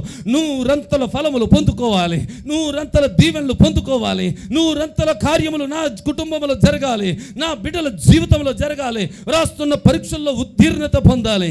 నేను ప్రయత్నిస్తున్న ప్రతి ప్రయత్నము యేసు నామములో సఫలమవ్వాలి అని ఒక్కసారి స్వరమెత్తి ఆలకించే దేవునికి నువ్వు చెప్పగలవా? నువ్వు చెప్పగలవా? యేసయ్యా, చెప్పండి అమ్మా, యేసయ్యా యేసయ్యా, యేసయ్యా, యేసయ్యా, రానైనా రా ప్రభువా, నన్ను ఒక్కసారి దర్శించునైనా, నా కుటుంబమును దర్శించునైనా, నాకు దరిద్రత చాలా అంటుకుని ఉన్నది, ఆ దరిద్రత నుండి తొలగించునైనా, నన్ను విశ్వాసముకు పాత్రుగా చేయి ప్రభువా, అభివృద్ధి పరుచునైనా, వర్ధిల్ల జైనైనా, అన్యుల మధ్య నీ నామము దూషించబడకూడదంటే నీకు ఇష్టమైన సంఘముగా నేను మార్చబడాలి ప్రభువా అని చెప్పగలిగేటువంటి యోధులుగా ఉండాలి. స్వరమెత్తి మాట్లాడాలా, స్వరమెత్తి మాట్లాడాలి. యవ్వనస్తులు కూడా మాట్లాడట్లేదు, పెద్దలు కూడా మాట్లాడట్లేదు. నా దేవుడు నీ వైపు కనుదృష్టి పెట్టి చూస్తూ ఉన్నాడు. పరిశుద్ధాత్మ దేవుడు నిన్ను ఆవరించాలని చూస్తున్నాడు. ఓ చక్కటి ఆరాధన ద్వారా నిన్ను దేవుడు ఒక విధముగా మార్చాలనుకుంటున్నాడు. నీ పాత స్వరపు మార్చబడాలి, నూతన స్వభావంలోకి రావాలి, నూతనమైన తలాంతులను పొందుకోవాలి, నూతనమైన ఆశీర్వాదాల్లోకి రావాలా. అట్టి కృప నాకు ఇవ్వయ్యా అని అడగండి. అట్టి కృప నాకు ఇవ్వయ్యా. స్వరమెత్తి అడగాలమ్మా. అడిగిన వారికి సమస్తం ఇస్తానని దేవుడు సెలవిచ్చాడు. అయ్యా నా సంఘము, దేవుని సంఘము, ఈ సంఘమును దీవించునైనా. యవ్వనస్తులను దీవించండి, పరిశుద్ధపరచండి, వారి తలంపులను పరిశుద్ధపరచండి, దీవెనకరంగా మార్చండి, కుటుంబంలో మాదిరికరంగా, సంఘములో అనేక మందికి విశ్వాసములో పాత్రులుగా మమ్మల్ని చూసిన వారు దేవుని సంఘం, దేవుని పరిశుద్ధులు, దేవుని యొక్క బిడ్డలు అని చెప్పే సాక్ష్యం పొందుకునే కృపను అనుగ్రహించునాయనా అని అడగండి అమ్మా. అడుగమ్మా, అడుగమ్మా. సిగ్గుపడకండి అమ్మా, సిగ్గుపడకండి. ఎలుగెత్తి ఏడ్చేవారు కావాలండి. హన్న తన యొక్క మౌనంగా ప్రార్థన చేస్తూ ఏడ్చిందండి, కన్నీరు పెట్టిందండి. కన్నీరు పెట్టినటువంటి ఆమెకు దేవుడు ఒక ప్రవక్తనే కుమారుడిగా ఇచ్చేశాడు. దేవునికి స్తోత్రం. హల్లెలూయా, హల్లెలూయా. అలాంటి స్వరమును ఉపయోగిస్తే దేవుడు నిన్ను ఇంకను ఆశీర్వాదంలోకి నడిపిస్తాడు. నీ ద్వారా సువార్త జరిగిస్తాడు, ప్రార్థన గుంపుగా లేపుతాడు, విశ్వాస పాత్రులుగా ఉంచుతాడు, సంఘానికి మాదిరికరంగా ఉంచుతాడు. పరిశుద్ధుడైన పరమ తండ్రి, మహోన్నతుడా స్తోత్రాలు. నీ కృపను ఆశ్రయిస్తున్నాం. నీ ప్రేమ మాకు కావాలి ప్రభా. మేము 2 గుంపులుగా మార్చబడుతున్నాం. ఈ దినము నుండి ప్రభా ఒక విధమైనటువంటి ప్రార్థనా పరులుగా, ఇంకొక రకమైనటువంటి ప్రకటించే గుంపుగా మార్చబడుతున్నాం. ఈ సంఘములో నూతనమైన కార్యాలు మేము చూడాలి, నూతనమైన తలంపులతో నింపబడాలి. అట్టి కృప, అట్టి ధన్యత మందరికీ అనుగ్రహించుమని, ప్రత్యేకించి సేవకులను, సేవకులు అంటారు, అలాగే పెద్దలను, స్త్రీల సమాజం వారిని, యవ్వనస్తులను అందరినీ కూడా మీరు దర్శించుమని, దీవించుమని యేసు నామములు అడిగి పొంది అన్నాం పరమ తండ్రి. ఆమేన్. చెప్పండి ఆమేన్, ఆమేన్. Praise the Lord. మీరందరూ కూర్చోండి. నాకు ఇంత చక్కటి అవకాశాన్ని కల్పించినటువంటి దేవునికి వందనాలు. మరి నన్ను ప్రేమతో ఆహ్వానించినటువంటి సహోదరులు స్వామి కుమార్ గారికి, దైవ సేవకులు అన్నయ్య మలాకి గారికి, అలాగే పెద్దలందరికీ మరి ఒకసారి అమ్మగారికి ప్రత్యేకమైన వందనాలు తెలియజేస్తున్నాను. మీ అందరికీ వందనాలండి. Praise the Lord. హల్లెలూయా, హల్లెలూయా. మళ్ళీ వేరే సంఘం పెట్టేసినట్టున్నారు, అలా వేరే మీటింగ్లు పెట్టేసుకున్నారు ఎవరి కాళ్ళ. దేవునికి స్తోత్రం. హల్లెలూయా, హల్లెలూయా, హల్లెలూయా. Praise the Lord. మీకు చెప్పింది ఏంటి? హల్లెలూయా చెప్పినప్పుడు ఏం చేయాలా చెప్పండి ఒకసారి. స్వరము, స్వరము, స్వరము దేవునికి స్తోత్రం చేస్తూ హల్లెలూయా, హల్లెలూయా. Praise the Lord. God bless you all. మరోసారి బిగ్గరగా చప్పట్లు కొడదాం అందరం కలిసి. అద్భుతమైనటువంటి వర్తమానం అందించినటువంటి పరిశుద్ధాత్మ దేవునికి, వాడుకున్నటువంటి సేవకునికి ఘనత, మహిమ, ప్రభావములు కలుగునుగాక. ఆమేన్. అన్నయ్య గారికి అద్భుతమైనటువంటి వర్తమానం ఇవ్వడానికి పరిశుద్ధాత్మ దేవుని యొక్క